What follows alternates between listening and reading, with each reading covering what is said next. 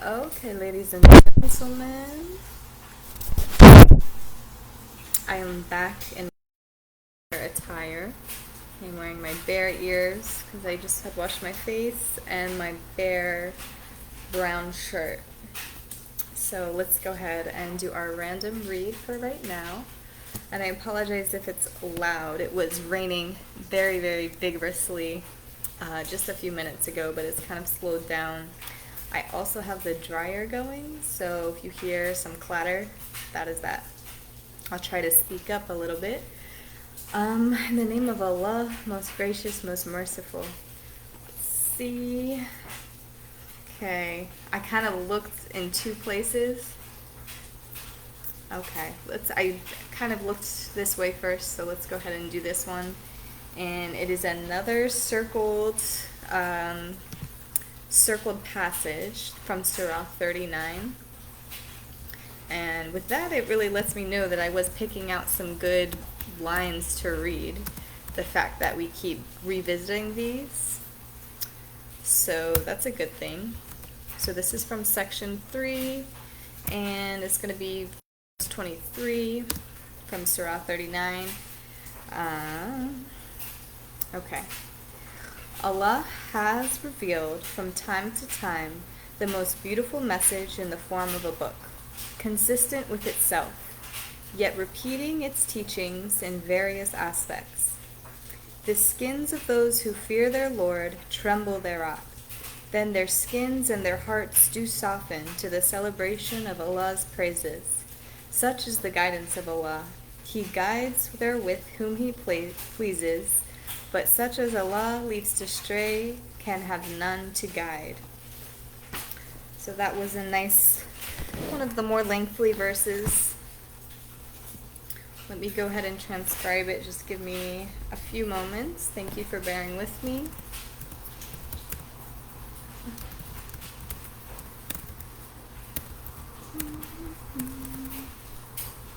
Revealed from time to time the most beautiful book, most beautiful message in the form of a book.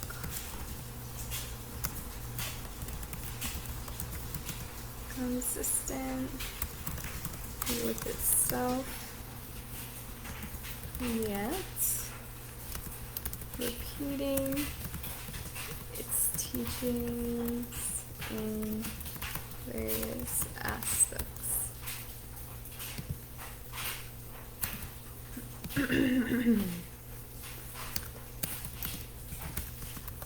The skins of those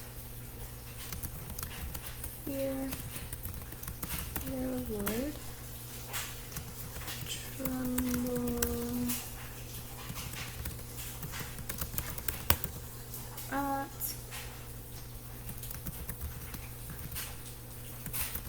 their skins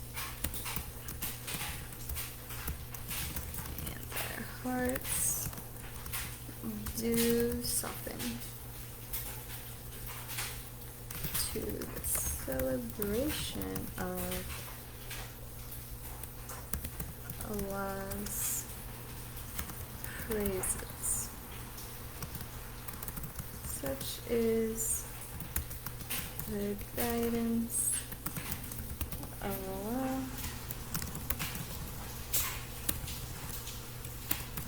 He guides therewith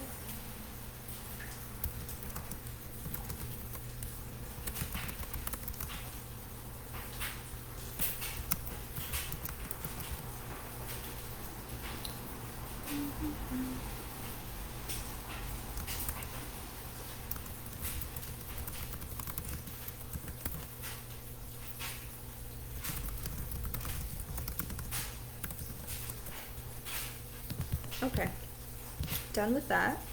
Let's go ahead and break it down a little bit, line by line.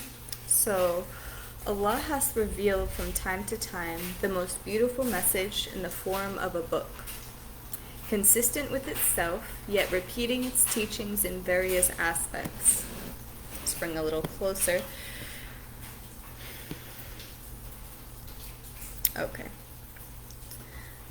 So, yes, the message is written not all at once, right? It's transcribed from spoken word from Prophet Muhammad per the angel, but it's not all really at one time. It is over around the course of a year where it is transcribed down, which I guess is pretty fast considering the length of the book. And this is consistent all throughout. It is also very consistent with the Bible, except for those differing perspectives and points. And that is why this is so clear, because it definitely clears up some of the confusions or contradictions that we have in the Bible. And so that's something to remember. And it says the messages are consistent, and it repeats itself a lot within the book as well as outside the book. So you will receive teachings and messages also from outside the book, repeating in different ways. So the more you study the book and the more you come to know what it's saying and the more you hear God's voice, the more you're going to see these teachings play out in your daily life. And then it says here, the skins of those who fear the Lord tremble thereat. Then their skins and their hearts do soften to the celebration of Allah's praises.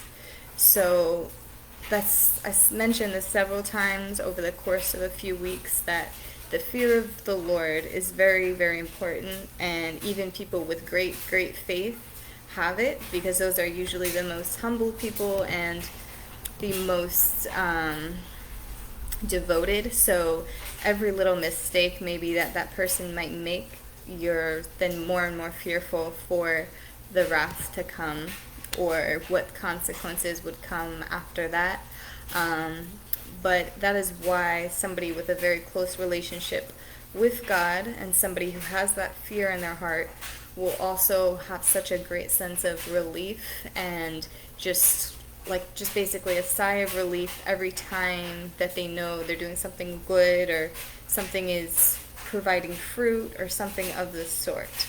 So whenever if they just generally do receive praise from Allah, that is the most telltale sign of relief, and that is why people keep doing what they're doing and just keep growing and growing and growing in your faith with the Lord. And then it says, such is the guidance of Allah.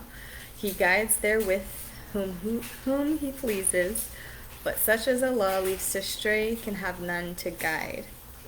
So with this, it is much easier for people to go down the wrong path than it is to go towards God.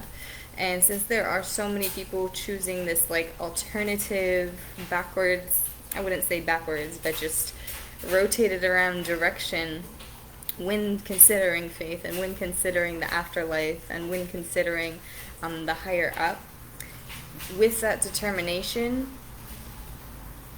God will either intervene and sweep you back, or if you've already made that decision, sometimes beyond that there's no help. I know I'm kind of rambling a little bit. It's hard to say exactly what I want to say. Let's see, such is the guidance of Allah. He guides wherewith whom He pleases.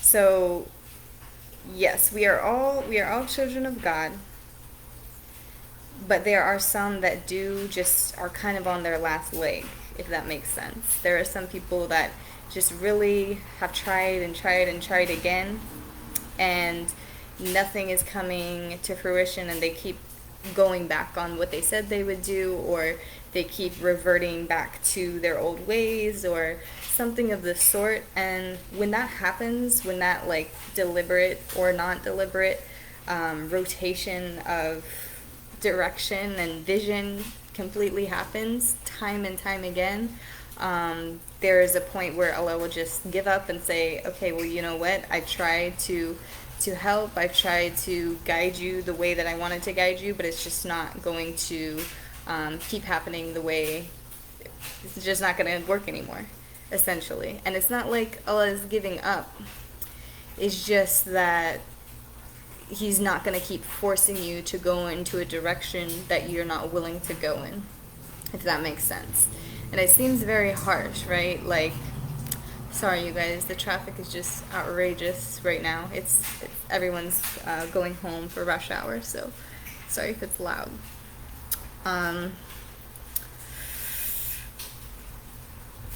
Yeah. Allah is not going to keep telling you one thing. It's just not going to, it's going to fall to deaf ears time and time again. And it seems harsh, but it's not when you think about it. When you think about like the amount of times that it's happened, when you get to that point of understanding, it's like, okay, I made a mistake.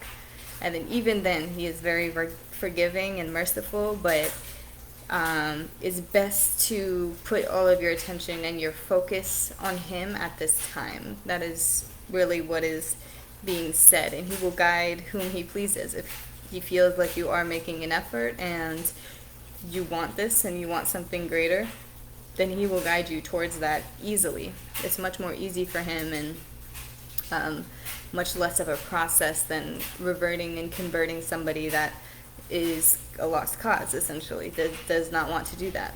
It's just simple when you think about it, but hard to get the words out and explain it and actually say that. But you've heard this verse before, obviously, and it's repeated several times.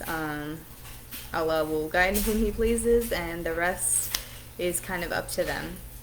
That's why we have free will and such. So that's all I'm going to say.